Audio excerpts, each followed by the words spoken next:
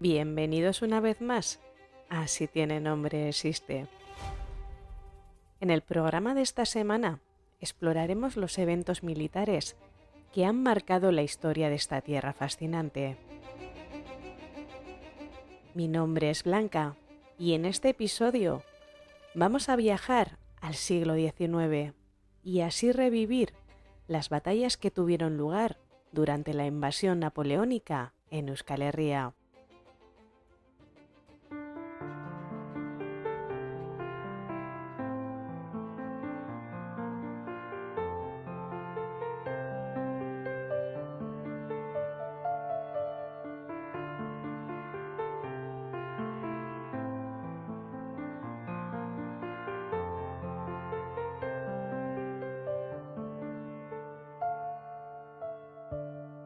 Los mitos y las leyendas son historias que se transmiten de generación en generación a través de la tradición oral. Son historias que nos hablan de los orígenes del mundo, de los dioses y de los héroes, de los peligros que acechan a la humanidad y de los valores que debemos seguir.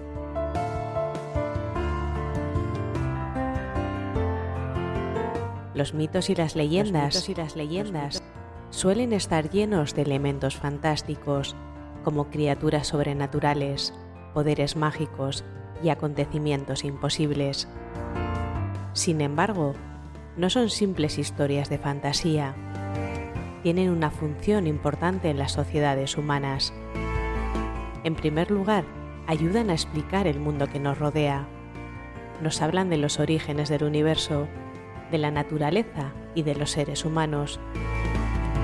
En segundo lugar, los mitos y las leyendas transmiten valores morales y sociales.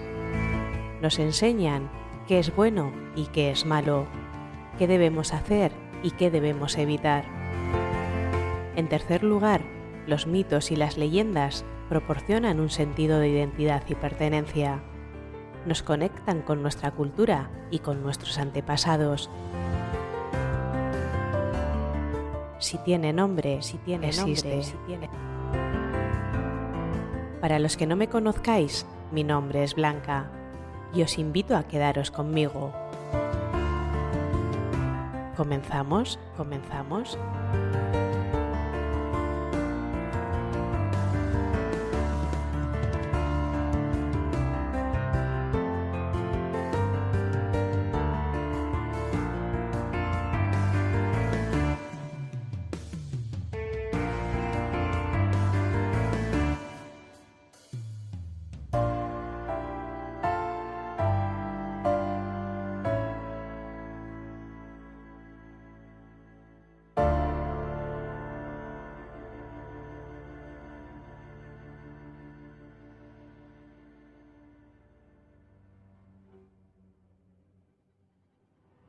Napoleón Bonaparte, uno de los estrategas militares más conocidos de la historia, dejó su huella en muchos lugares de Europa. Y Euskadi no fue una excepción. Las guerras napoleónicas que se extendieron desde 1803 hasta 1815 cambiaron el curso de la historia europea. En el programa de hoy nos enfocaremos en cómo estos conflictos impactaron en la zona norte y qué batallas cruciales se libraron en estas tierras. Pero antes de entrar en los detalles de las batallas específicas en el norte, es importante entender el contexto más amplio de las guerras napoleónicas. Y es que estas guerras fueron una serie de conflictos entre el Imperio francés, liderado por Napoleón Bonaparte, y varias coaliciones de potencias europeas que querían frenar su expansión. Napoleón, un brillante estratega militar, se había hecho con el control de Francia tras la Revolución Francesa y tenía la ambición de expandir su imperio por toda Europa. Durante años, sus ejércitos avanzaron, derrotando a varias coaliciones que intentaron detenerlo. Pero a medida que sus conquistas se extendían, también crecían las resistencias y las revueltas en los territorios ocupados. En 1808, Napoleón decidió invadir España, una operación que tendría un impacto significativo en Euskal Herria. Esta invasión marcó el comienzo de la Guerra de la Independencia Española, conocido en otros países como la Guerra Peninsular, un conflicto que duraría hasta 1814 y que se libró en gran medida en territorio español y portugués.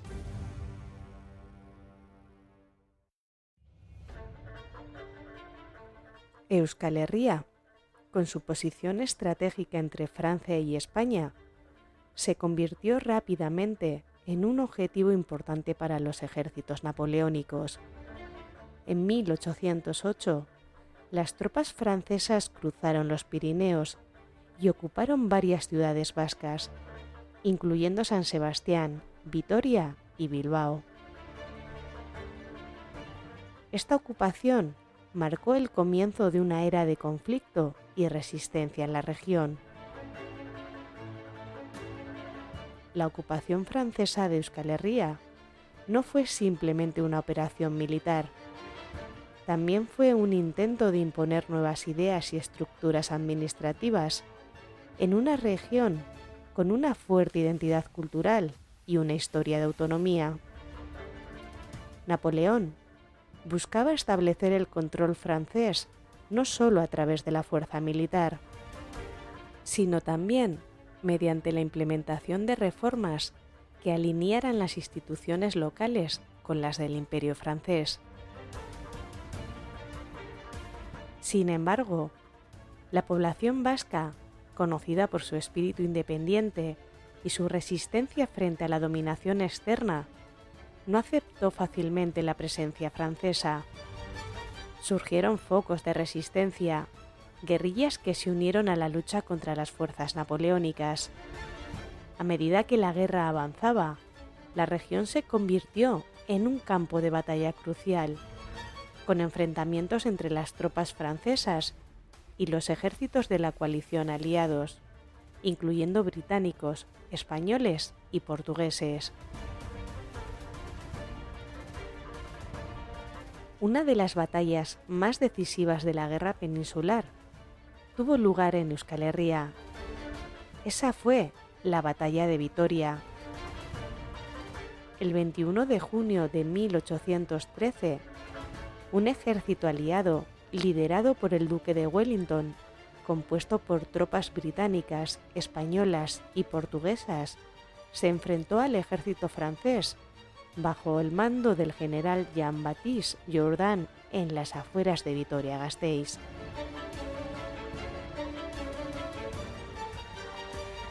La batalla fue brutal y decisiva.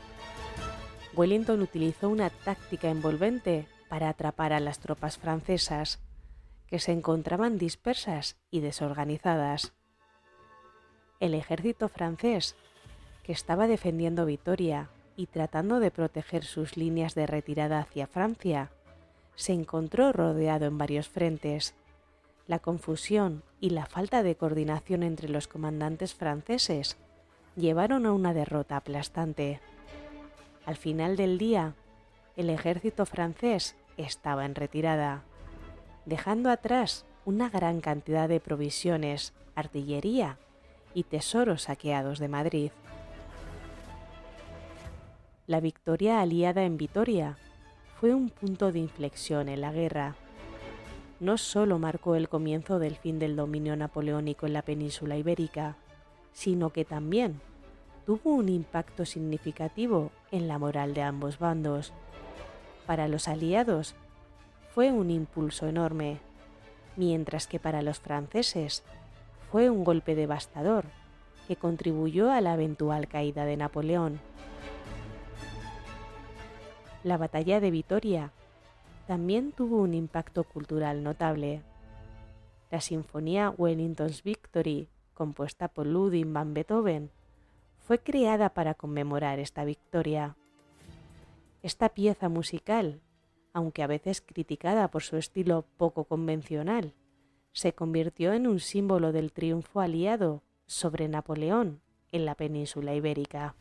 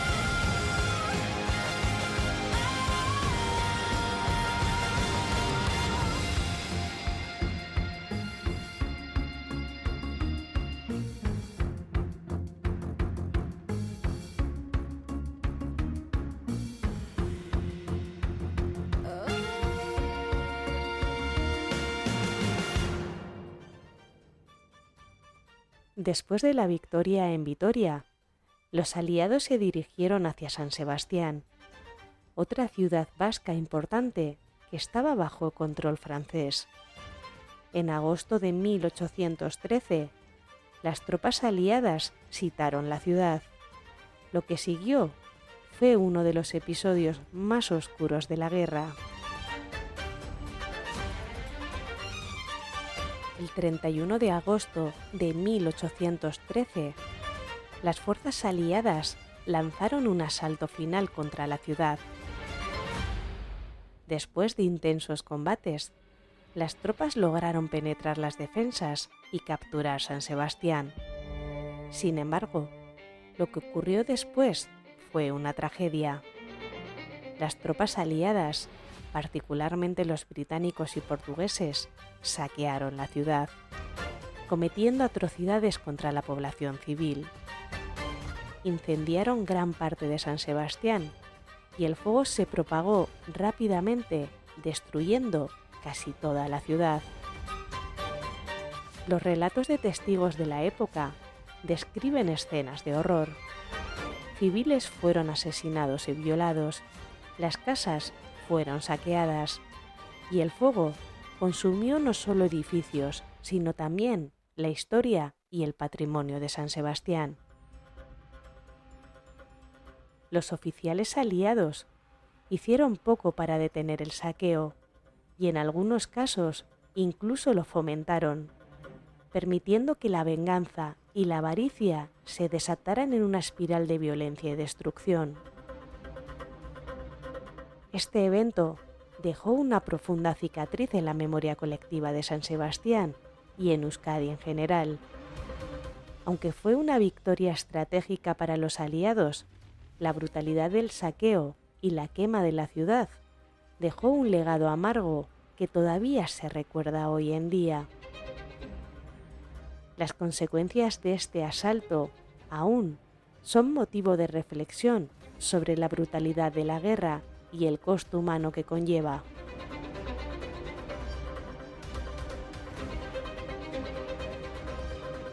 A lo largo de la ocupación francesa, la resistencia vasca jugó un papel crucial en la guerra. A pesar de estar en desventaja frente a los bien armados ejércitos napoleónicos, los guerrilleros vascos utilizaron su conocimiento del terreno y su espíritu indomable para hostigar a las tropas francesas, cortar sus líneas de suministro y recolectar inteligencia vital para los aliados. Estas guerrillas, aunque no siempre coordinadas, fueron una espina constante para los franceses. Utilizaban tácticas de emboscada, ataques rápidos y retiros a las montañas, donde las tropas napoleónicas tenían dificultades para seguirles.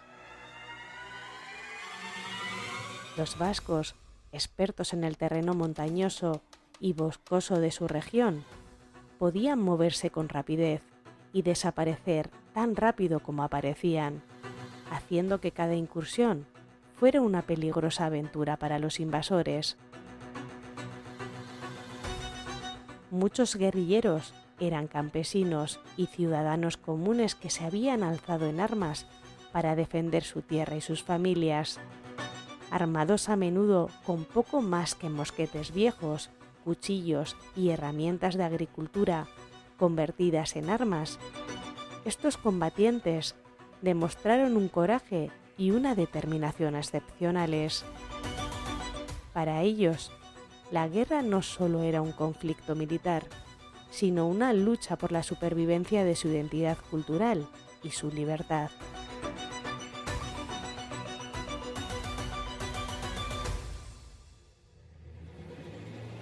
A medida que las historias de la guerra se extendían, también lo hicieron las leyendas.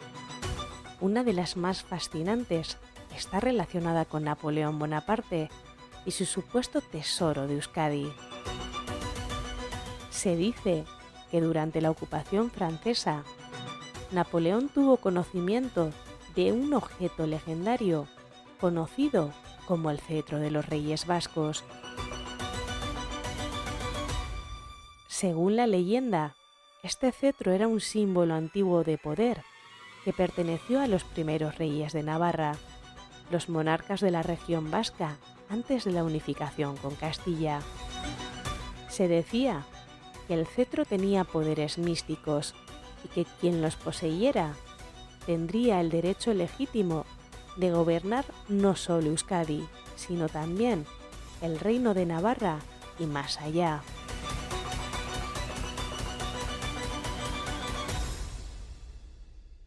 Intrigado por la leyenda, Napoleón envió a un grupo de sus mejores hombres a buscar el cetro.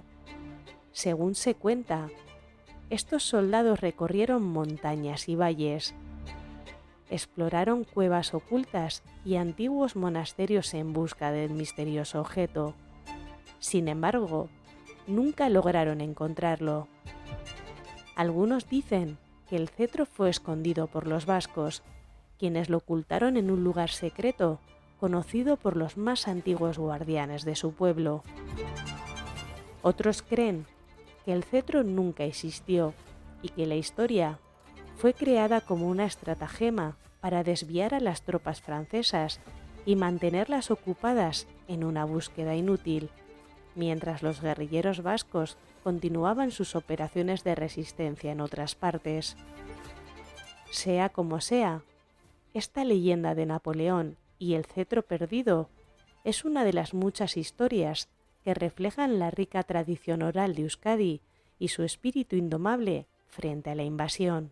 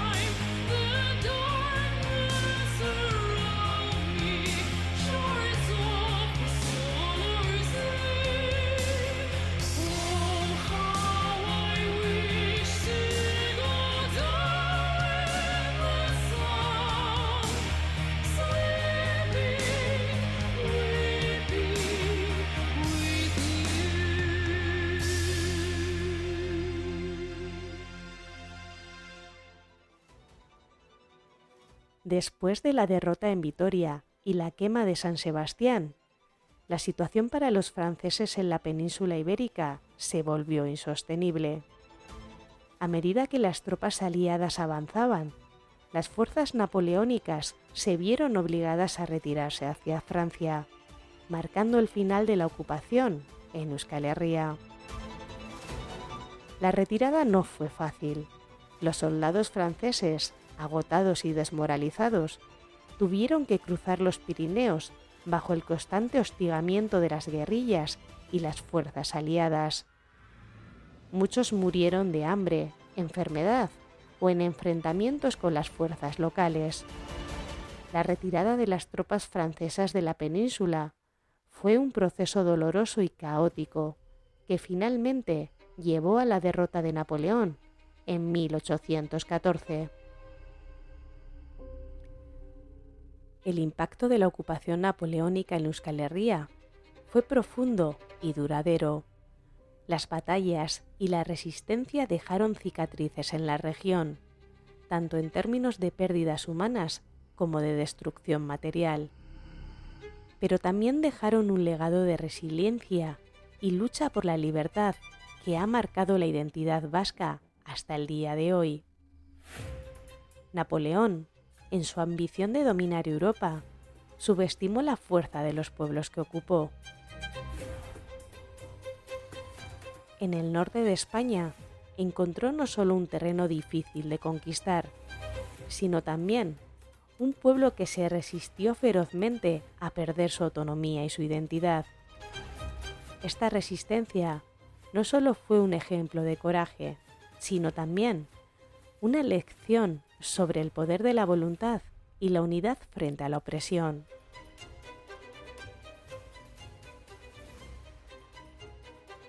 Espero que hayáis disfrutado de este viaje al pasado y hayáis aprendido algo nuevo sobre las batallas de Napoleón en esta tierra de montañas y valles.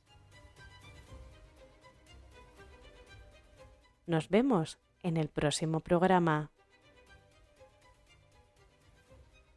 Hasta entonces, recordad que si tiene nombre, existe.